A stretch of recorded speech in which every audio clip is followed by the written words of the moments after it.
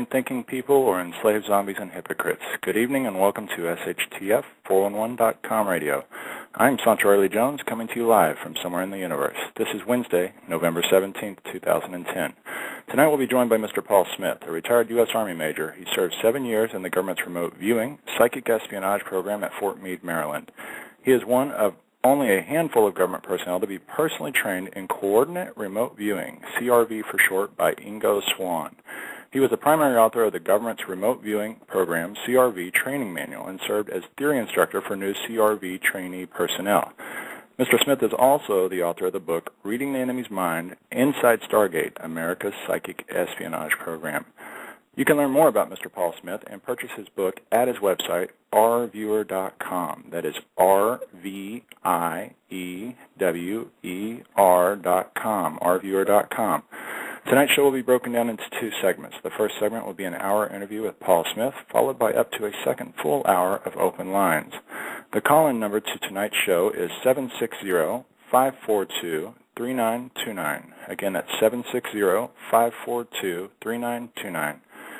Good evening, Paul. You are on the air.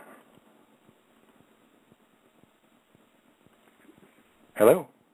Yes. Paul, you're on the air. Good evening. Okay. How are you? I'm good. Good. I'm glad you made it on short notice. It was short notice, and what an interesting topic. So I'm very appreciative, and so are our members at the forum who are tuning in right now and participating on our mini chat at shtf411.com. So I've heard you on Coast to Coast before. I've seen the show with you talking to Freeman Fly, I believe. Mm-hmm. Can you give us a brief overview of what remote viewing is? Yes, remote viewing is it's really a skill. It's something that can be taught and transferred that capitalizes on the underlying, I guess you could say, intuitive or psychic capability that everybody just innately has by virtue of being human. It helps an individual sort of learn how to recognize, ultimately the training helps an individual learn to recognize between the mental noises going on in his or her mind at any given moment and the really subtle signal that's coming in through the intuitive sources or through ESP. I noticed someone in one of the chat comments said, well, it sounds like ESP to me.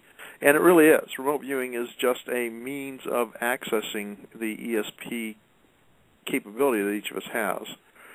And it allows the viewer, someone who applies remote viewing, we call a viewer.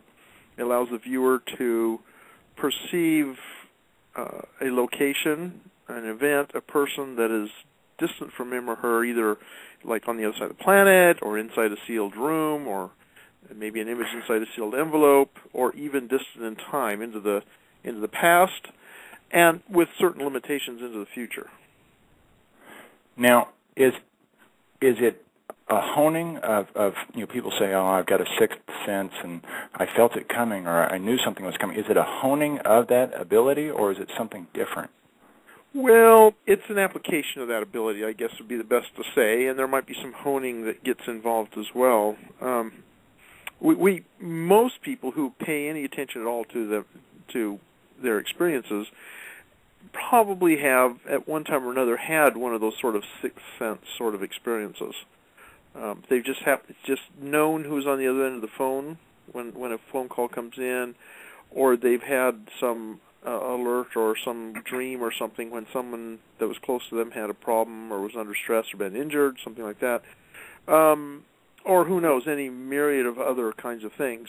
Even sort of deja vu effects. Sometimes people will realize that they have had that experience before. They really haven't had an experience they encounter, but it all falls into place, and they say, "Oh man, I had that. It was a dream or something. I know that has happened to me before. That maybe I had some kind of precognitive awareness of it." Now, some straight deja vu effects just are deja vu. But some of them actually are awareness of some future event that you will experience. And the irony is that people think of these as being some huge momentous event, but quite frequently have these little precursors of the future of relatively plain old mundane kind of things. That happens a lot to people. Now, you mentioned you've been saying remote viewing is used for people. Can it be used for objects and inanimate? Well, actually, items? objects and locations and events are the more frequent targets that are used, and people are too. But in the military, when we applied it in the military, we were actually more concerned with describing locations, objects, and events. So, for example, we might want to know what's inside a building in the Soviet Union that we can't get any other more conventional spy access to. Task the remote viewer to describe them inside the building, and then on those times when they were successful, a remote viewer would actually succeed in describing what was inside the building in terms of apparatus, activities, those kinds of things. Now, is there a set ritual and possibly like maybe a remote viewing etiquette as far as preparation or the actual setting that it's being conducted in? Like, do you have a... Go ahead. Yeah, there are actually a number of methods and approaches to remote viewing, and some of the listeners may have heard of these. The one that I teach and promote is called controlled remote viewing. There's another methodology called extended remote viewing. There are sort of derivatives of controlled remote viewing taught by various people, such as technical remote viewing, scientific remote viewing. Those are all spin-offs of the main controlled remote viewing. And then there's others. I like to call them generic remote viewing. These are ones that people just kind of developed on their own and do it different ways. And anticipate probably the next question. The differences here are this. In controlled remote viewing, the viewer is sitting at a table or desk or whatever with a stack of paper and a pen. A reference number, we call them coordinates, is given to the viewer. The viewer puts that down, writes, and is in a relatively a normal state of consciousness, although a mild altered state just sort of get induced over time as you're working on the session. Extended remote viewing is a bit different. In extended remote viewing, the viewer is actually laying down in a quiet, dimly lit room and attempts to get to the point right between being awake and asleep. We call it a hypnagogic state.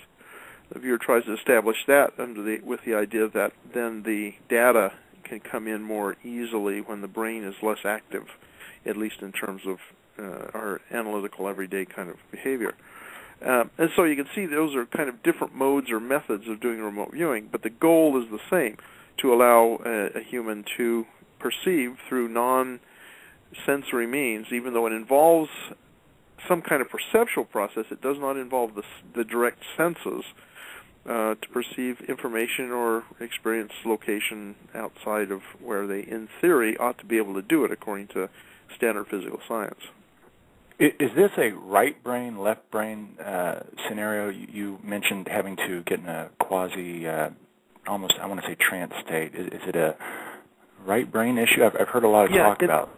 In ERV, you are kind of in, I guess you might say, a trance state, although maybe just more relaxed state with your mind-awake body asleep, kind of a condition.